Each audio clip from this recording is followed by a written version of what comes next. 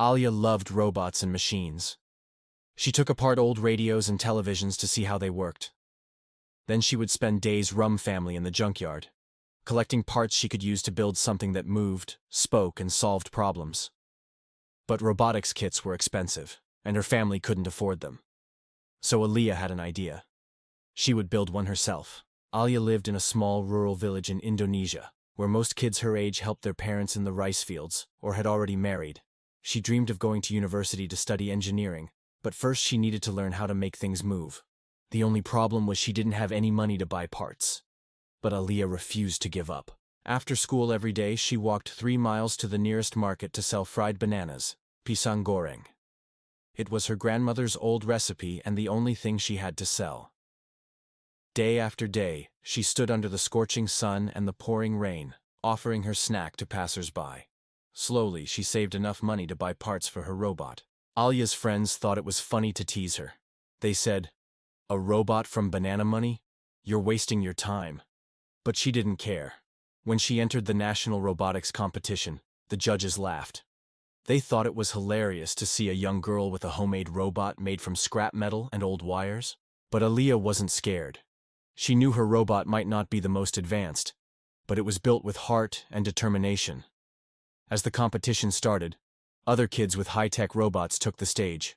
There were robots that could pour water and even one that could fight. But when it was Alia's turn, something incredible happened.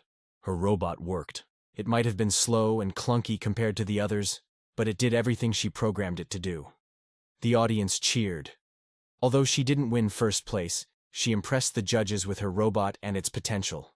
Most importantly, she caught the attention of engineers and tech mentors who saw her talent and offered to help her. A few months later, Alia's story spread across the country. Newspapers and TV shows featured her as a hopeful and determined kid who turned trash into treasure. She became a symbol of grit and innovation from the ground up. One day, a well-known tech company contacted her. They wanted to sponsor her education and help her build better robots.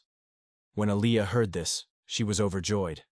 She knew her dream of becoming an engineer was finally within reach. With hard work and dedication, she would continue to build robots that could help people and make a difference in the world. Alia's journey began with a simple idea: pisang goreng. Her fried bananas weren't the tastiest or cheapest, but they were made with love and a dream. Every bite held a piece of her heart, which made people feel good about buying them.